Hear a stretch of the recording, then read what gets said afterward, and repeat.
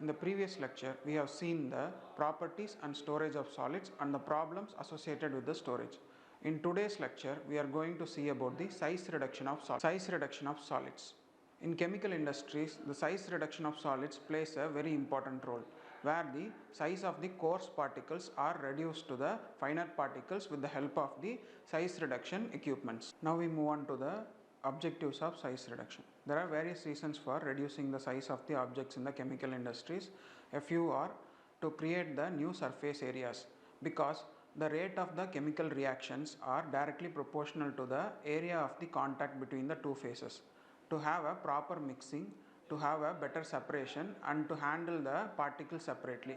The ultimate aim is to meet the customer's size reduction of solids. A variety of size reducing equipments are employed for the size reduction operations with the help of external forces such as compression, shear, attrition, and impact.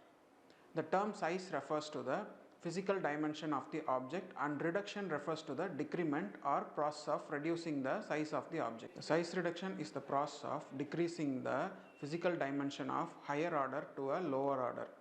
Comminution is the another term associated with the size reduction. Now we move on to the impact force. Impact force is very useful for breaking the abrasive solids. Here, the impact force is the sudden violent action against the objects.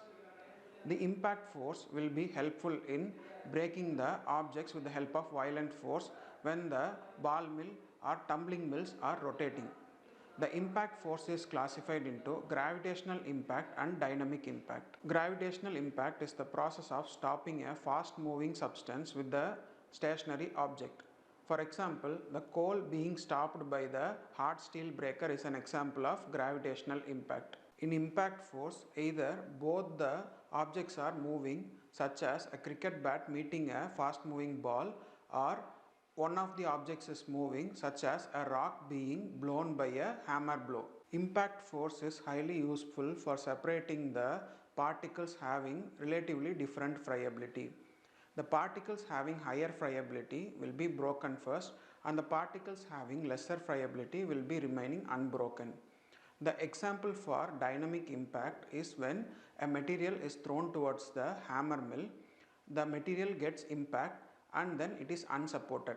Then it gets accelerated and thrown towards the breaker plate or towards the other hammers.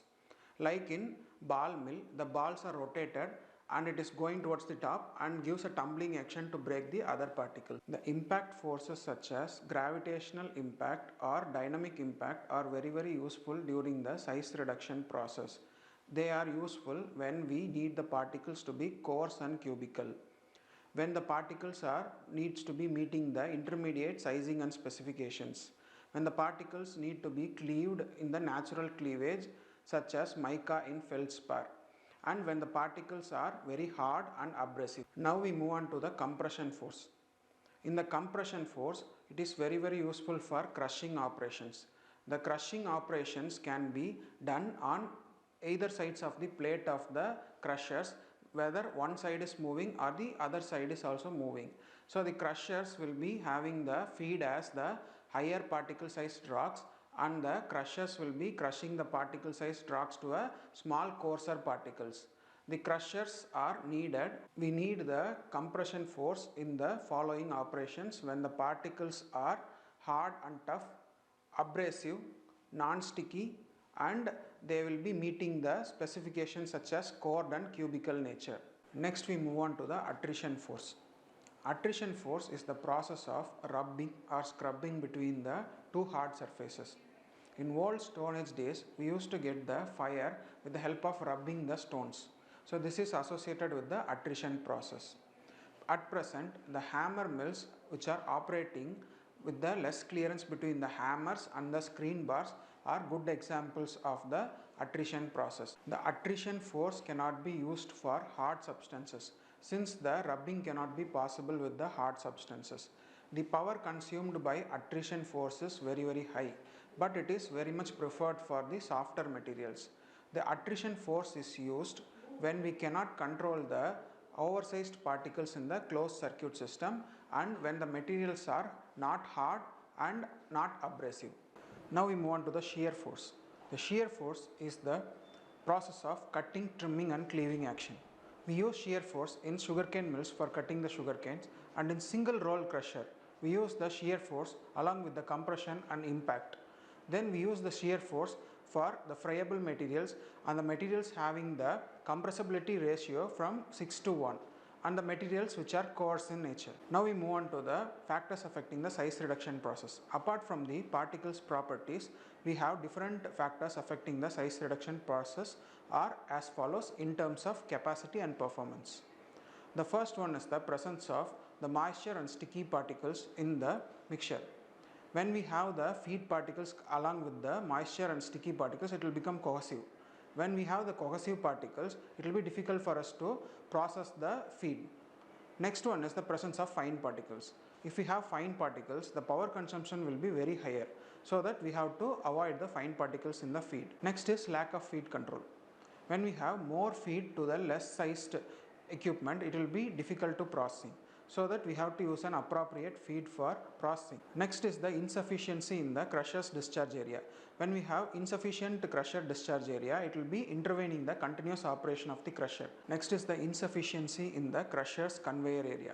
So when we transport the material from the crusher to the storage area, it will be difficult when the capacity of the conveyor is very less. The next is when we use the harder substances for crushing, it will be damaging the materials. Now we move on to the crusher efficiency. The crusher efficiency can be defined as the amount of new surface energy produced to the amount of energy absorbed by the particles. In an alternative way, we can define the crusher efficiency as the amount of energy absorbed by the particles to form heat to the initial amount of energy absorbed by the equipment. The crusher energy can be varied between 10 power minus 3 to 1%. This is very less, and the remaining energy is dissipated in the form of heat energy, sound energy, etc. The quantities required for calculation of crusher efficiency are the total energy input to the equipment, the energy lost during the size reduction operation, the total new surface area created, and the surface energy created. Now we move on to the creation of new surface area. We will be operating a crushing equipment with the power supply. The crushing equipment will be running in an unloaded condition. In the unloaded condition, the equipment powers the rotor parts. The powering of rotor parts with the unloaded condition will be the mechanical losses. Next, the feed is introduced into the equipment and the particles are broken with the actual energy input. The particles are broken and the energy input is wasted in the form of heat and sound. Then the broken particles will be having a new surface energy. Now we move on to the power requirement for the crushing. The power requirement expression is given as 6 times the surface specific energy into the mass flow rate of the particles divided by the thermal efficiency and the crushing efficiency into the density of the products. The whole multiplied by 1 by sphericity of the products into the sorter mean diameter of the products minus 1 by the sphericity of the feed into the sorter mean diameter of the feed. The power consumption is directly proportional to the mass flow rate and the specific surface energy of the products. When we create the products will be having more specific surface energy, so that the power consumption for making finer products is higher than the power consumption for creating the fine particles from the rock. Now we move on to the laws of comminution. The laws of comminution are correlated for the purpose of calculating the power requirement for crushing. There are 3 laws of comminution. The first one is the Rittinger's law, the second one is the Kick's law, and the third one is the Bond's law.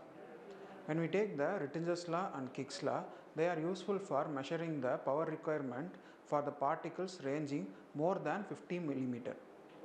When we use the Bond's law, so it can be useful for measuring the power requirement for crushing the particles ranging between the 0.05 to 50 mm. Now we move on to the Rittinger's law. Rittinger's law states that the amount of work done for the size reduction operation is directly proportional to the surface area created. The Rittinger's law can be mathematically expressed as WR is equal to P by M dot is equal to KES into ASSP minus ASSF.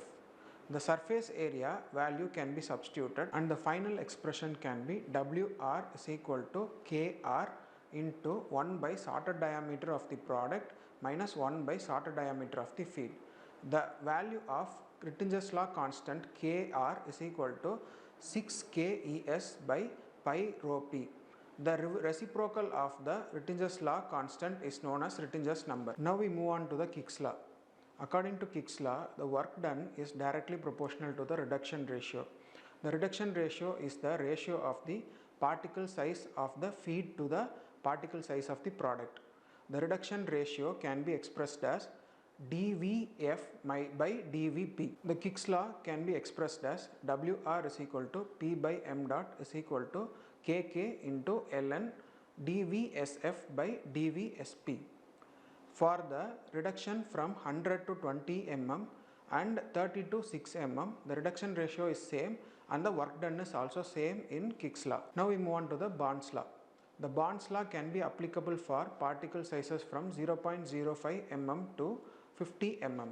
The Bond's law states that the work done is directly proportional to the square root of the surface to volume ratio of the particles. The work done can be expressed as Wb is equal to P by m dot is equal to Kb into 1 by root of dpp minus dpf, where Wi can be taken as the bond's work index is the amount of work done to reduce the 80% of the particle sizes to dpp. The bond work index for different particles are given in the table. The particles can be categorized as soft, medium, hard and very hard. Let's come to the end of the session. I hope you all understand the size reduction operations, the forces and the commutation laws. In the next lecture, we are going to see about the size reduction equipments. Thank you.